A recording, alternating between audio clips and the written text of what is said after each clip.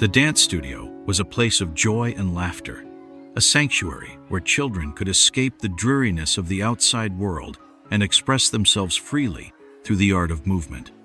The walls were adorned with mirrors that reflected the eager faces of the students, all dressed in their vibrant leotards and tutus. The sound of classical music filled the air, and the floor was a canvas upon which they painted their dreams with the precision of their steps. Rosie, a health worker by day and a devoted dance instructor by night, watched her young pupils with a sense of pride that swelled within her like a crescendo in a symphony. Rosie had a special connection with each child, having observed their growth not only as dancers, but as individuals. She knew which ones had two left feet and which ones had the potential to pirouette into the hearts of audiences on grand stages. Her patience and encouragement had turned a group of shy, awkward children into a troupe of confident performers.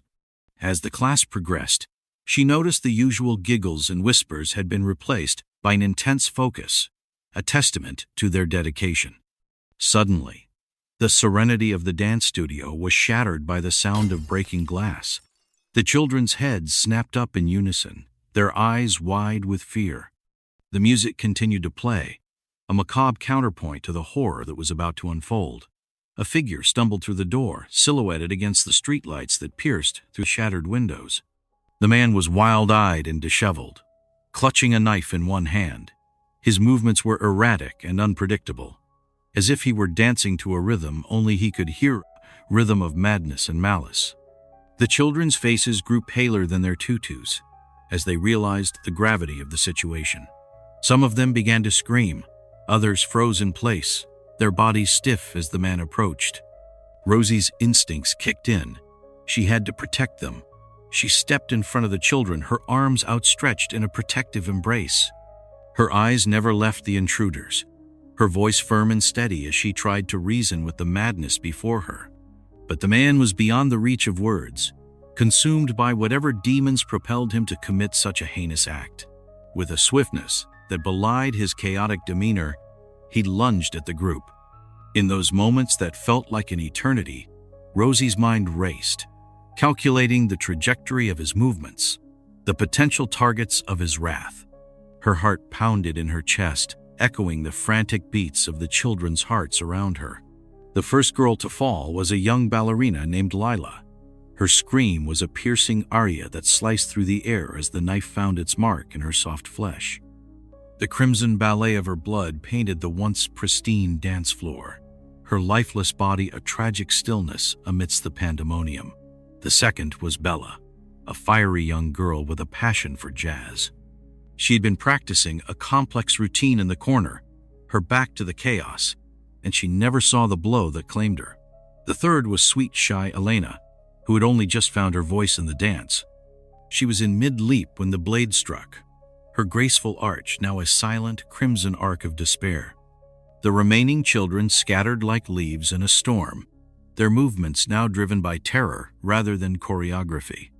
They dove behind the piano, scurried under the benches, and clung to one another as the man stumbled and slashed, leaving a trail of destruction in his wake. The music played on, a grim soundtrack to the carnage. Rosie's instincts took over. She had seen enough tragedy in her line of work to recognize the signs of a man on the edge. She knew she had to act, to somehow end this nightmare before it claimed more innocent lives. Her body moved on its own, muscles trained in both grace and strength. She danced around the man, not to entertain but to confuse and distract. Each step she took was calculated, each gesture a feint. Her eyes searched the room for anything that could serve as a weapon, a means to protect her children. Her gaze fell upon a heavy metal chair, its legs bent at a sharp angle from the force of the man's entry. With a swift motion, she snatched it up, her grip firm and determined. As the madman stumbled closer, his eyes glazed with a terrifying frenzy, she swung the chair with all her might. It connected with a sickening crunch, and he crumpled to the floor, the knife clattering from his hand. But the respite was brief. With a feral growl, the attacker pushed himself up, blood streaming from his forehead.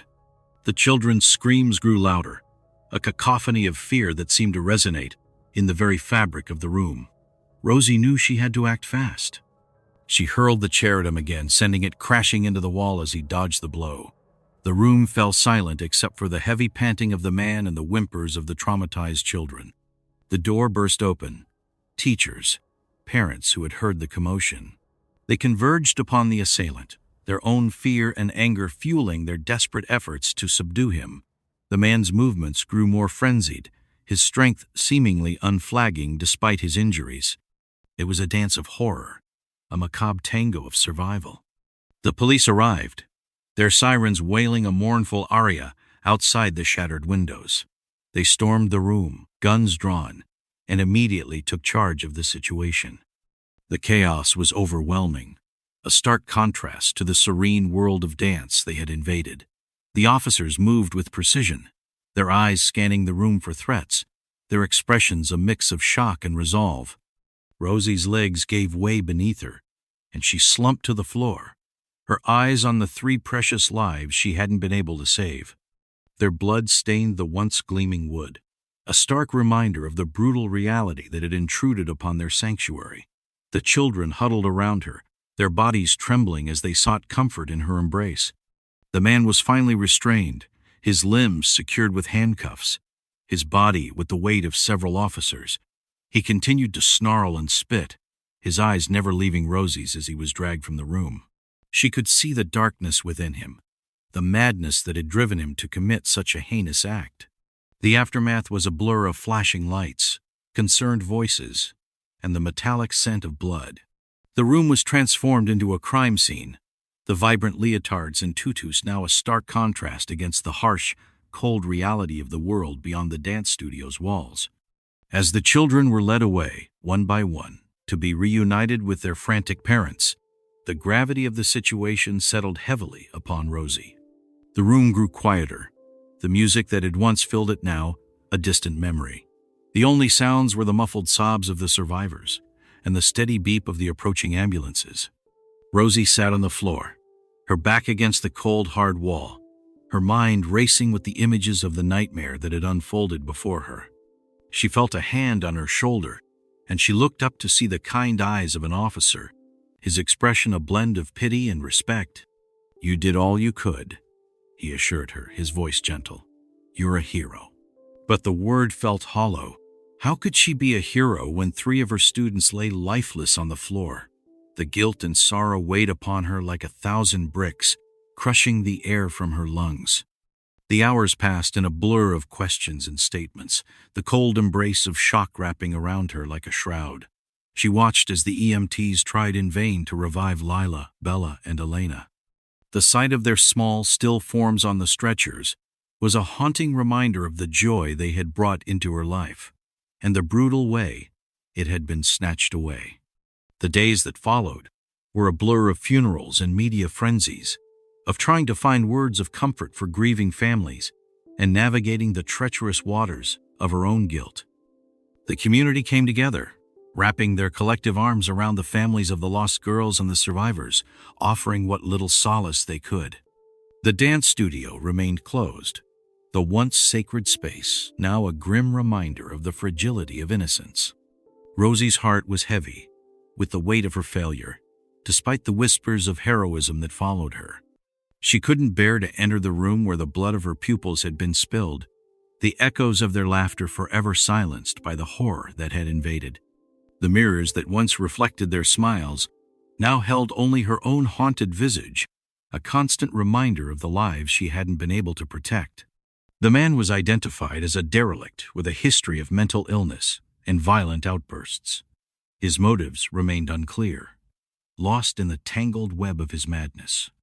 The town was left to grapple with the question of how someone so troubled had slipped through the cracks, and how such a tragedy could have been prevented.